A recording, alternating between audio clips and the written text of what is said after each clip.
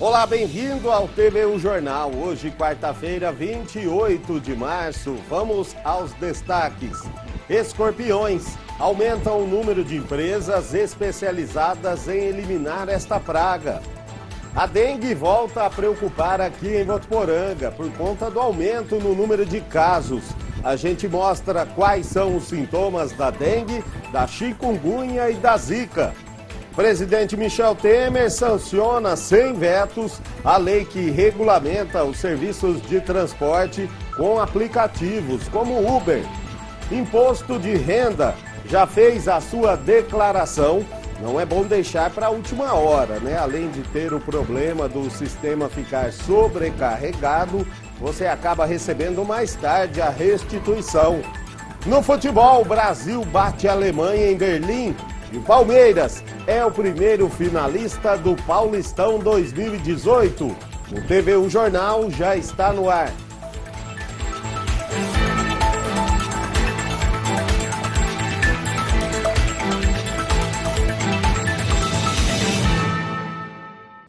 Olá, boa tarde. Votuporanga continua registrando casos envolvendo escorpiões.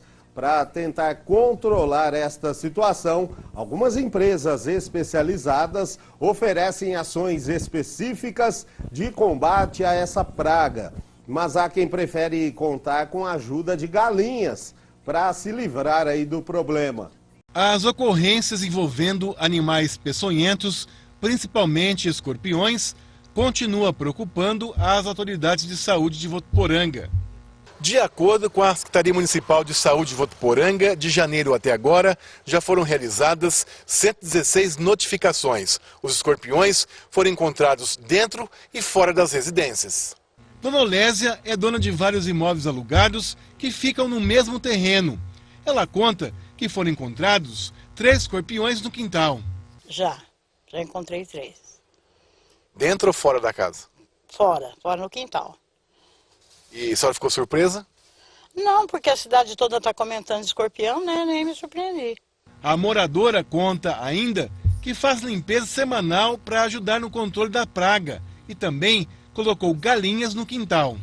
A gente está sempre podando grama, limpando o quintal, pondo lixo para a rua, né? Para evitar.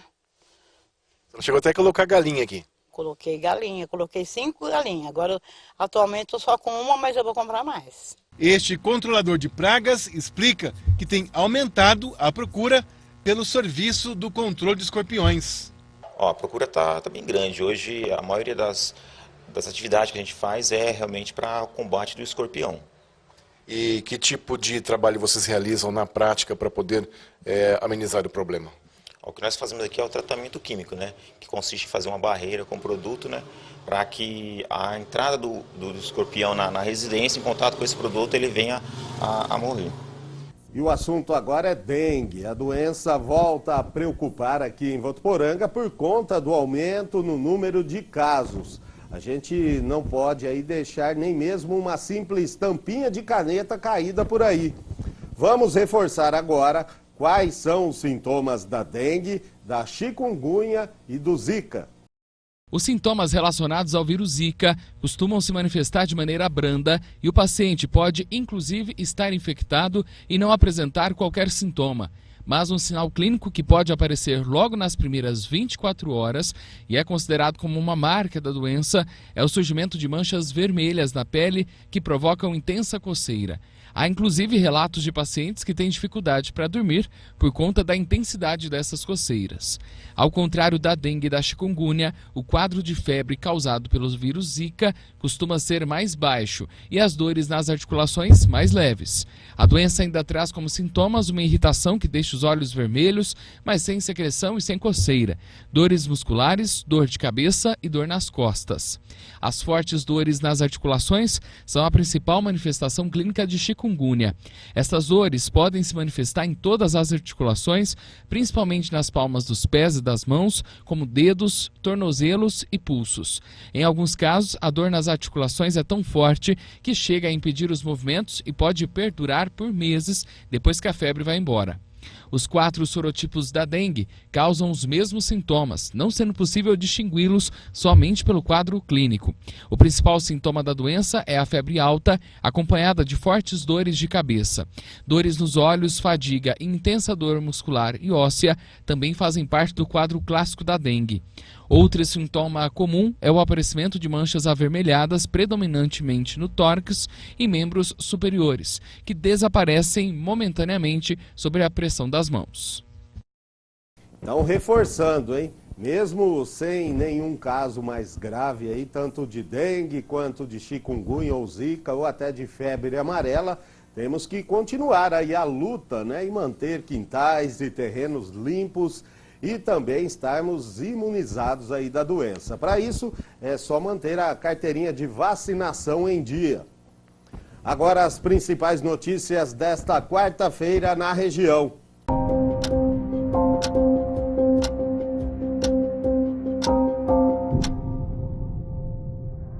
Um pedreiro de 30 anos foi agredido nesta segunda-feira com um golpe de machado na cabeça durante uma briga no bairro Brejo Alegre, em Rio Preto.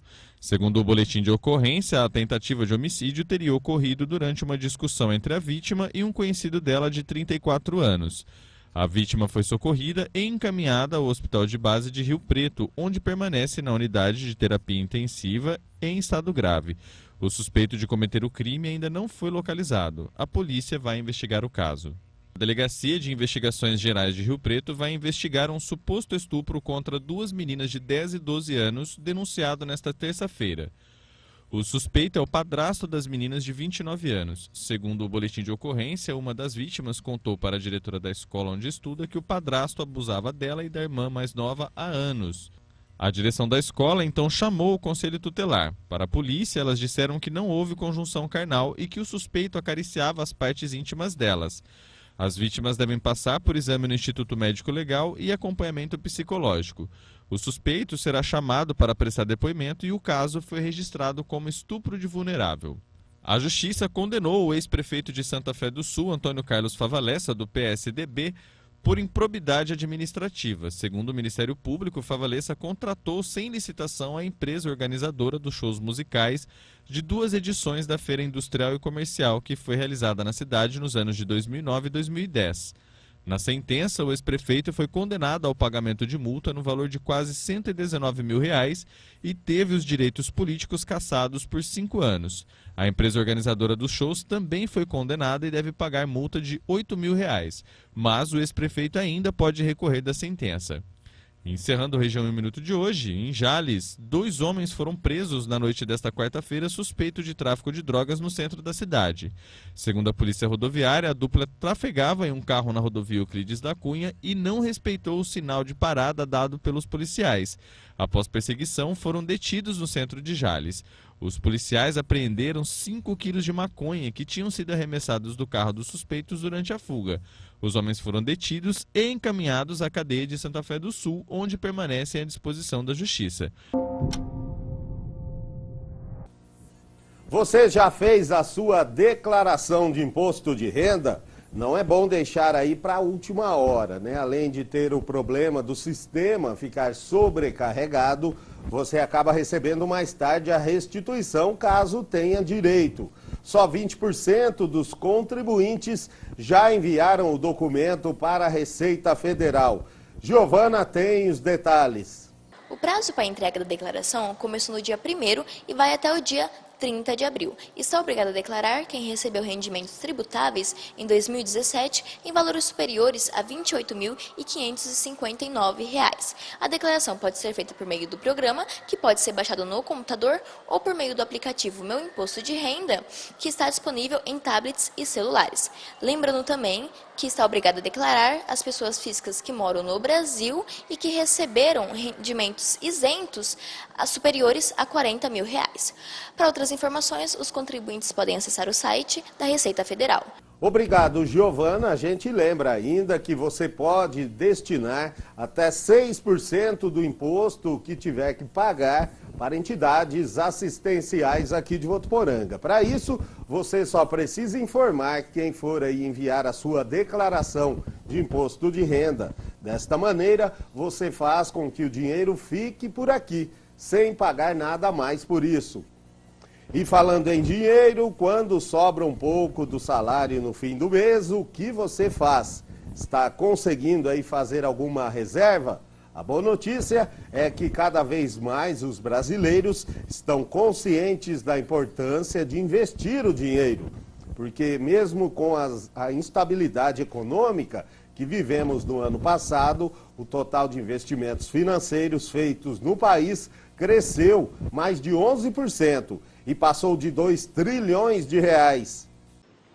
Guardar dinheiro é o desejo de muita gente. A Vivian sempre conseguiu poupar, mas depois que a filha nasceu... Dá muito gasto agora, tá meio difícil. Já o Inácio, que é empresário, consegue investir um pouco todo mês. Pensar no futuro, né, dos filhos, pensar no nosso futuro, poder ter uma vida tranquila para frente, né? Seja para ter uma reserva de emergência, para aposentadoria ou para comprar algo no futuro. O fato é que muita gente guarda e investe dinheiro. No ano passado, as aplicações em produtos financeiros tiveram uma alta de quase 12%. O valor total que o brasileiro tem aplicado atingiu em 2017 2 trilhões e 700 bilhões de reais.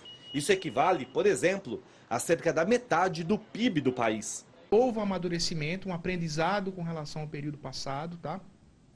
E isso faz com que as pessoas tenham lá dentro, no seu implícito, um pouco mais desse espírito da poupança, esse espírito de investir e de guardar e de um pensamento mais no longo prazo. Os fundos de investimento concentram a maior fatia das aplicações, seguidos por títulos e valores mobiliários e pela poupança. A escolha de onde investir o dinheiro, segundo este diretor de economia, depende do valor poupado e do perfil do investidor. O importante é entender o seu espírito, para quê, qual é o volume e qual é o objetivo que precisa guardar dinheiro e ter bastante noção que quanto maior a rentabilidade, tem um risco associado. E quanto maior o risco, tem que ter mais estômago para aguentar períodos ruins. E o presidente Michel Temer sancionou sem vetos a lei que regulamenta os serviços de transporte com aplicativos, como o Uber. O texto passou pela última votação na Câmara no dia 1º de março e seguiu para a sanção presidencial. Com a lei, não é necessária a autorização prévia emitida pelo Poder Público Municipal para o motorista e de aplicativo nos municípios em que houver regulamentação. Entre as regras de fiscalização previstas na lei estão a exigência de contratação de seguro de acidentes pessoais a passageiros e do DPVAT, além da necessidade de inscrição do motorista como contribuinte individual do INSS. E a Páscoa está chegando, não é mesmo? A época aí dos chocolates. Mas como presentear alguém que esteja de dieta? Já pensou nisso? Tem uma saída. Convenhamos que não dá para falar de Páscoa sem pensar nos presentes ou mesmo nos ovos de chocolate, não é mesmo? Costume que já virou tradição. O Adolfo, que faz e vende ovos de chocolate, entende do assunto. Nessa época do ano, a procura é maior, todo mundo quer agradar o familiar, né? Agradar a mãe, o filho principalmente, as crianças em casa que pede, gosta de um chocolate. E quem não gosta de comer uma coisa gostosa, o chocolate também traz alegria pra gente, né? Deixa a gente mais feliz. E se existe uma época difícil para fazer dieta, deve ser a Páscoa, viu? Quem tenta, confirma. Eu comecei a dieta há 2 semanas. Estou indo bem, graças a Deus. Acho que perdi bastante quilo por estar começando agora. Tá um pouquinho difícil por causa da Páscoa, né? Mas a gente dá um jeito, vai redrobando, vai escolhendo outros chocolates. Realmente não deve ser fácil, mas para alguém de dieta como a Sara ou para quem não pode, por algum motivo, consumir todos os tipos de chocolate, será que existem alternativas? No comércio, o principal objetivo é agradar o público consumidor. E isso vale para todos os tipos de vendas, inclusive de chocolates. Por conta disso, cada vez mais surgem novas opções no mercado, a fim de agradar todos os públicos. Uma das alternativas que tem caído no gosto do povo são os chocolates popularmente conhecidos como low carb. Já ouviu falar? Ele pode ser a solução para quem quer curtir a Páscoa, mas sem exageros. Eu também trabalho com chocolate meio amargo, né? O chocolate amargo que o percentual de gordura e açúcar é bem menor. O amargo chega a ser de 70% a 80%, né, de cacau, então tem pouco açúcar, pouco leite. E para quem quer estar comendo um chocolate nessa Páscoa, né, aproveitar e não passar vontade, tem essas opções, o meio amargo, o amargo. Hoje a gente tem as opções tanto com adoçante, né, no caso do que a gente trabalha aqui na loja, que é adoçado com estévia, e tanto a opção com açúcar de coco. E aqueles ovos sem uso de outro açúcar normal, que a gente tem vendido tanto para quem quer uma alimentação mais saudável, tanto para quem está numa dieta mais rigorosa, mas quer aproveitar a Páscoa. Apesar de já estarem à venda na loja há algum tempo, este ano a procura por esses chocolates aumentou bastante, cerca de 50%. Teve um aumento, principalmente do pessoal procurando ovos low carb ou que se enquadram na dieta low carb, né? Então, esse ano, devido a essa procura, a gente teve as encomendas de ovos de colher low carb, que serão entregues até o final dessa semana. Então, do ano passado para cá, aumentou bem essa procura. E além de vender os chocolates na loja, a Camila também é uma das adeptas de uma Páscoa, digamos que mais leve e saudável. Eu já me habituei com o chocolate mais amargo, acima de 70%. E você tem notado diferença? Nota, a gente percebe diferença em tudo, desde mudar o paladar, né, de se acostumar com essa comida sem açúcar, com um adoçante mais saudável, percebe bem a diferença, acostuma e não quer voltar para o outro. No próximo bloco, a previsão do tempo para esta quarta-feira e tem muito futebol. Em amistoso em Berlim, o Brasil bateu a Alemanha. Tem a Argentina levando 6 da Espanha. E o Palmeiras, que é o primeiro finalista do Paulistão. A gente volta já.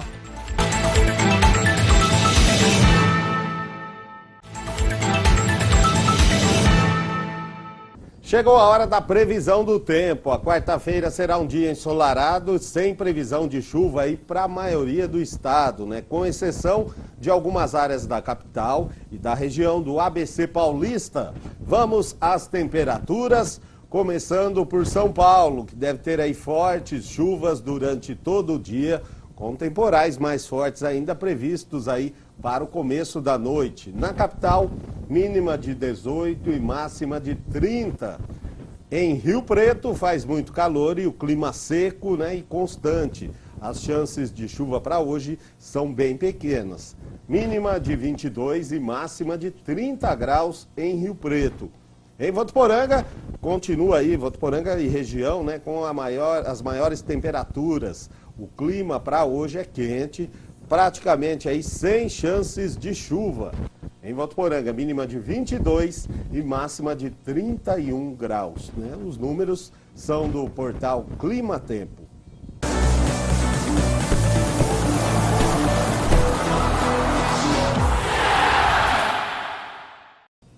Chegou a hora do futebol, hoje com o Léo Caporalini. Léo, muito boa tarde, bem-vindo.